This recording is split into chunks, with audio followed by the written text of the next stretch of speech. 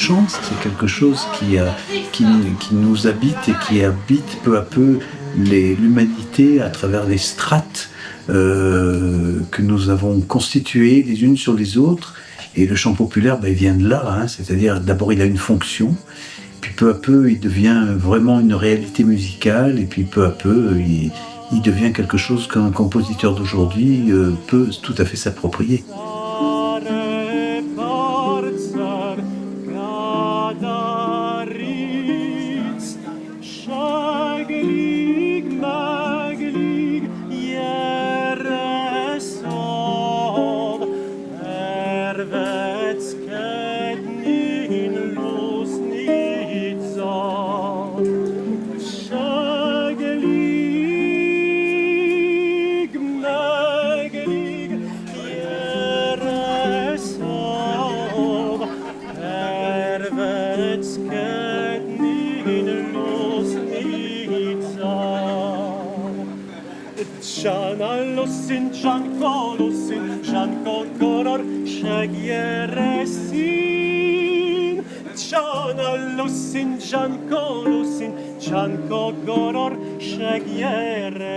Pour moi, la musique populaire, c'est celle qui vient du tréfonds des âges, hein, c'est-à-dire ce que les couches sociales nous ont amené, à la fois dans des milieux très populaires, des milieux parfois un peu plus savants, parce qu'on chante aussi dans les milieux plus savants.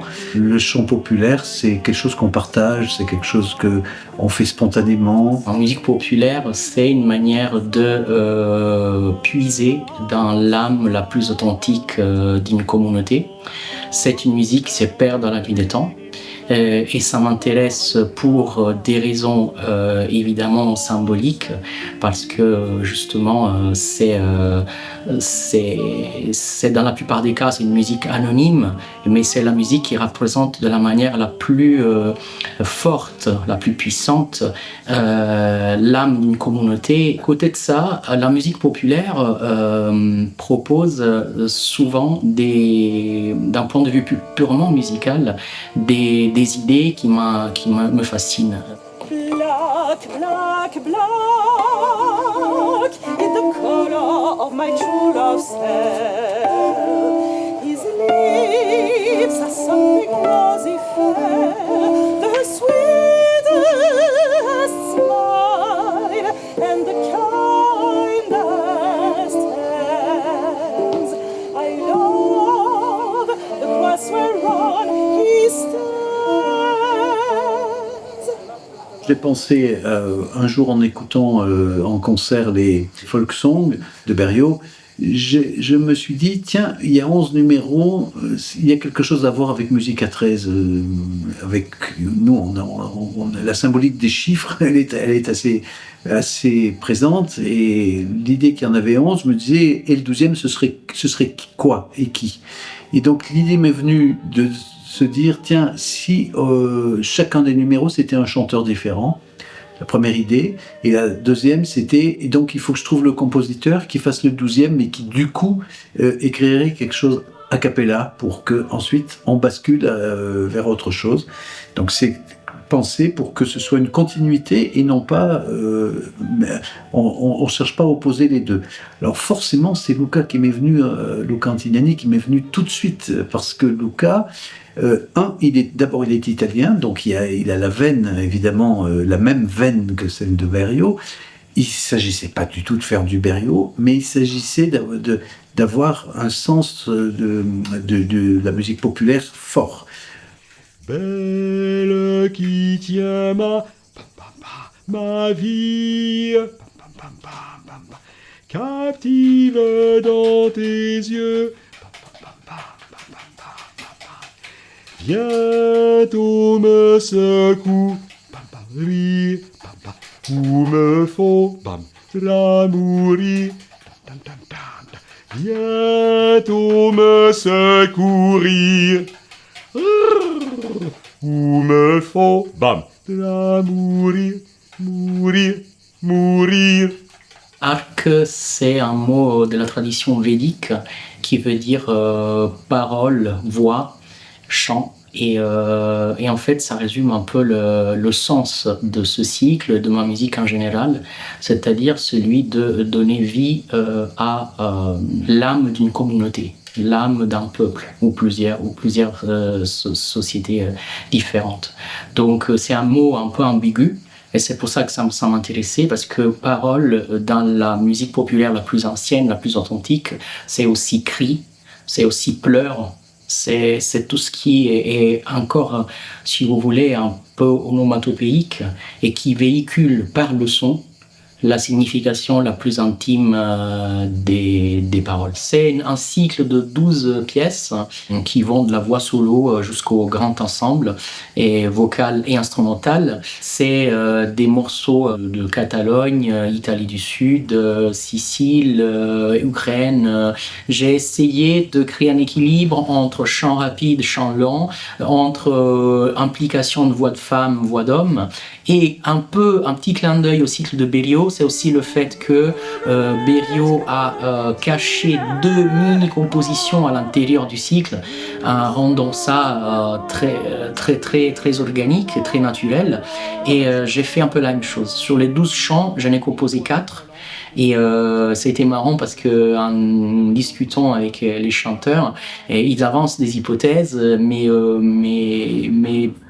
avec difficulté, il arrive à dire ça c'est populaire, ça c'est ta musique.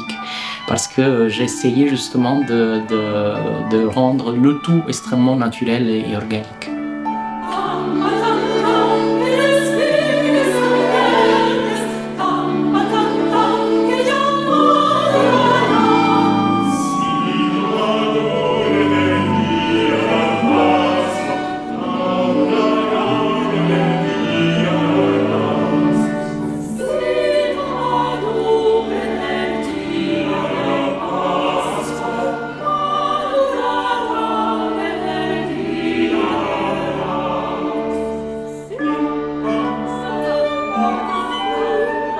L'originalité du projet, de mon cycle par rapport au cycle de Berio, c'est que Roland m'a demandé de impliquer les 12 voix. Donc les voix sans voix deviennent voix, gémissements, cris, cloches, instruments. Les voix sont vraiment le cœur de ce projet. C'est ça la couleur.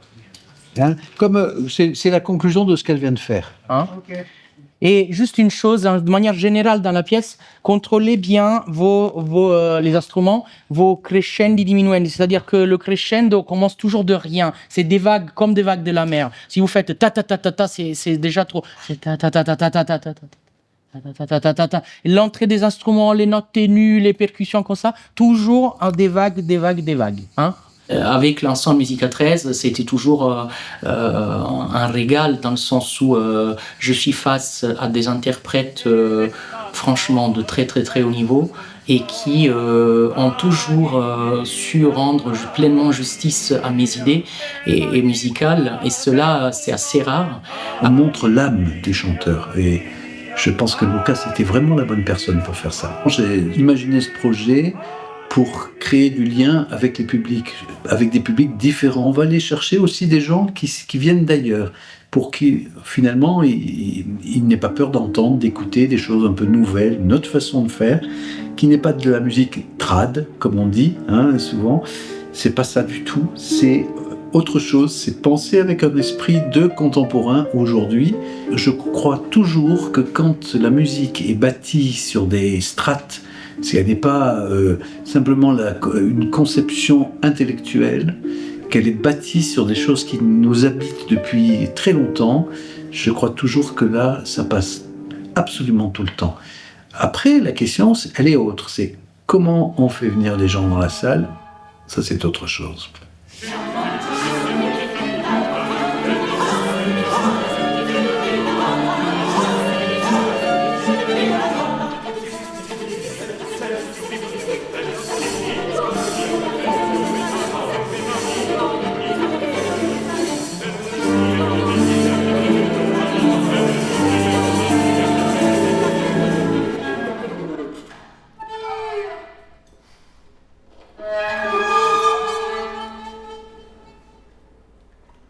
Senti che